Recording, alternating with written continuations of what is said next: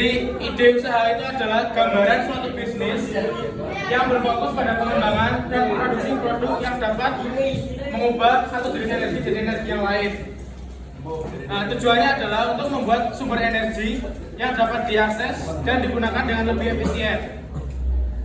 Nah, sekarang tak tanya contoh penggunaan konversi energi. Ada yang tahu nggak?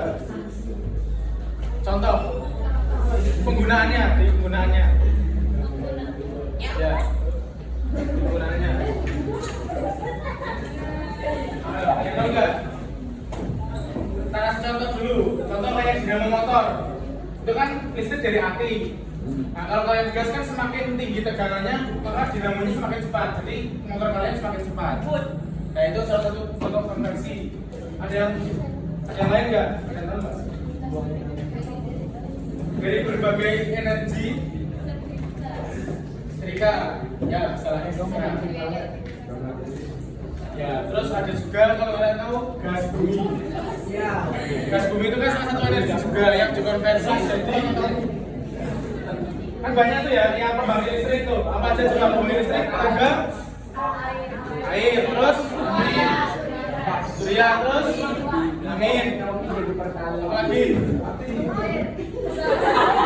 Apa? Uap. Ya itu pakai api juga lebih uap. Ya uap. Terus gas bumi. Apa batu? Oh iya batu. Ya batu bara. Yang enggak. Nah, terus itu kan kalau kalian menggunakan energinya secara langsung ya. Tapi kalian bisa juga bikin produk yang kerjanya itu untuk mengkonversi energi yang contoh. Kalian pernah dengar nggak? Kalau PJLKS itu kalau nggak salah kan ada contohnya yang pot tanaman tapi bisa sambil buat ngecas HP. Ini salah satu contohnya dari konversi energi ini kimiawi. Jadi dari unsur hara yang ada di dalam pot itu gimana ada prosesnya jadi menghasilkan listrik. Ini salah satu contohnya. Lalu peluang usaha di bidang konversi energi itu peluangnya sangat besar ya, karena dengan adanya permintaan yang tinggi dari masyarakat untuk produk dan teknologi yang ramah lingkungan. Jadi kalau kalian mau masuk ke bisnis konversi energi itu peluangnya tinggi banget.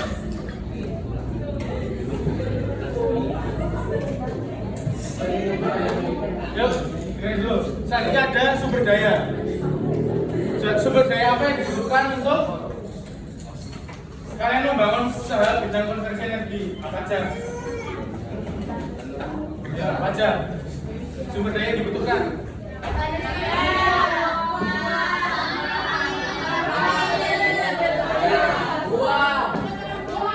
Oke, sekarang saya tanyakan. Yang dimaksud sama manusia apa? Tenaga kerja, terus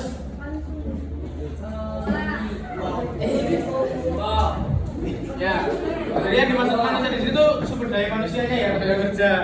Jadi kalau kalian mau bikin usaha, jelas kalian butuh yang namanya tenaga kerja, dari teknisi, pekerja produksi yang masang dan memasarkan itu butuh tenaga kerja. Yang kedua ada uang. Apa yang dimaksud sama uang? Ya, betul.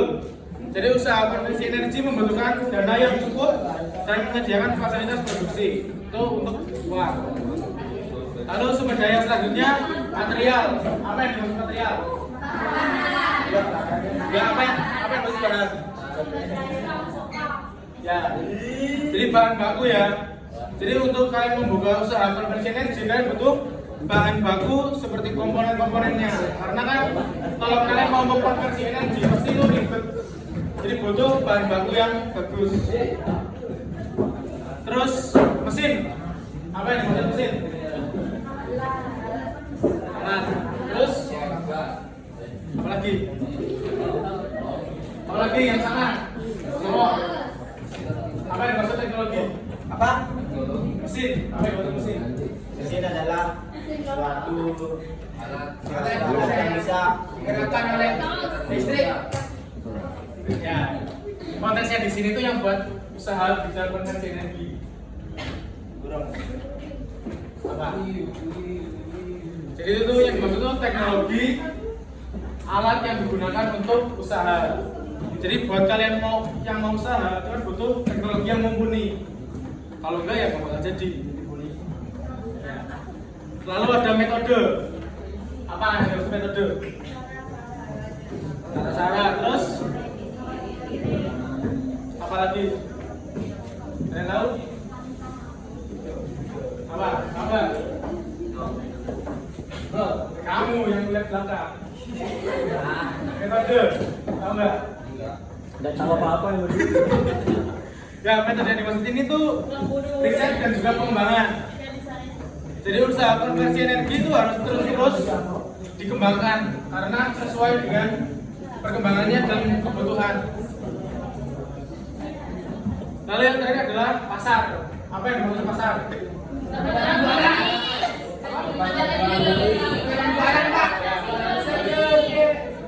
Maksudnya apa yang dimaksud pasar dalam sumber daya yang dibutuhkan? Kan menjual barang. Ya, barang terus lagi reaksi. Lagi ini tahu? Rame. Kalau pasar rame. Ya. Yang dimaksud di sini tuh jaringan ya, jaringan pasar. Jadi kalian itu membutuhkan jaringan pasar untuk memasarkan dan menjual produk-produk kalian. Itu untuk sumber daya. Terus ada juga perencanaan administrasi usaha. Apa sih perencanaan administrasi usaha itu? Jadi perencanaannya itu adalah proses membuat dan menetapkan tujuan dan strategi untuk mencapai tujuan bisnis. Ini melibatkan identifikasi, analisis sumber daya manusia, keuangan, teknologi agar digunakan secara efisien dan efektif. Sekarang tanya kan, apa aja tugas perencanaan administrasi dalam usaha? Ada tahu nggak?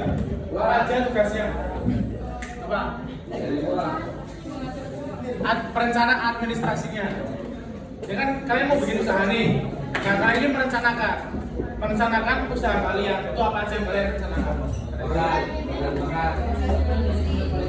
Produksi, terus jenis dan kualitas terus lagi. Tuh, pindah apa dulu pintar jadi. Terus standar proses produksi. Terus produksi ya.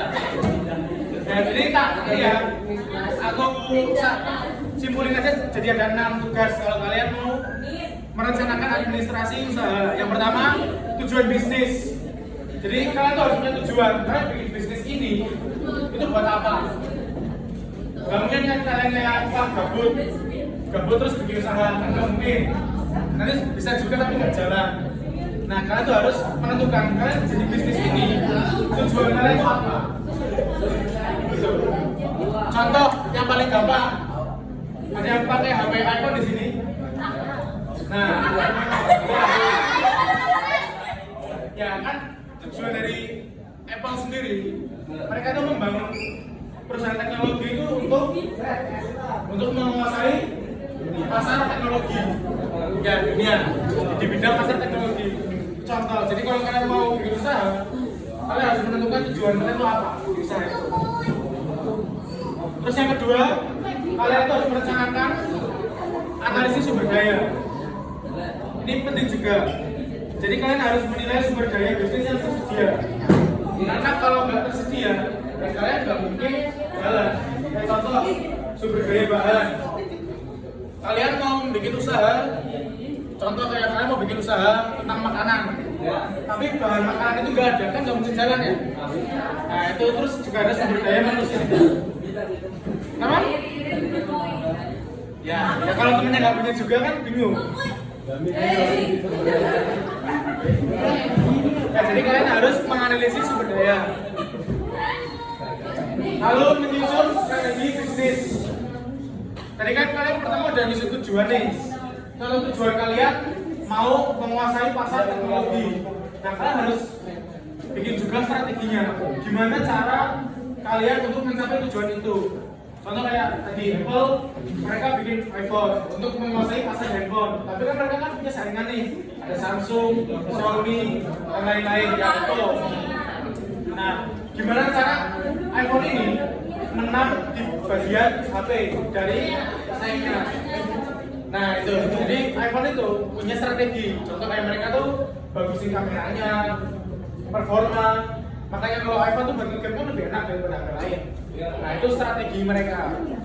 Walaupun harganya di atas. Terus yang keempat itu ada perencanaan operasi atau pelaksanaan bisnisnya. Jadi setelah kalian melaksanakan tujuan, strategi, gimana sih caranya kalian melaksanakan bisnis kalian itu? Itu kan juga penting.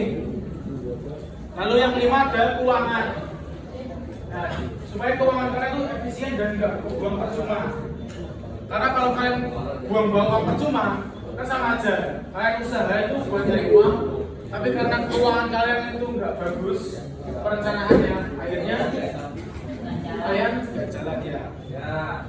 Terus yang terakhir itu adalah perencanaan sumber daya manusia. Itu menentukan bagaimana bisnis akan dikelola dan mengelola sumber daya manusianya, termasuk perencanaan SDM, kompensasi dan perencanaan karir. Jadi kalau kalian punya usaha, kalian menentukan nih karir dari sumber daya manusia kalian itu gimana, karyawan kalian itu gimana, dan juga gaji dan lain-lainnya. Itu penting. Nah, lanjut kita ke kebutuhan pasar. Nah, apa yang menentukan kebutuhan pasar dari produk kalian? Apa ada tahu? Apa yang menentukan kebutuhan pasar? Ada tahu nggak?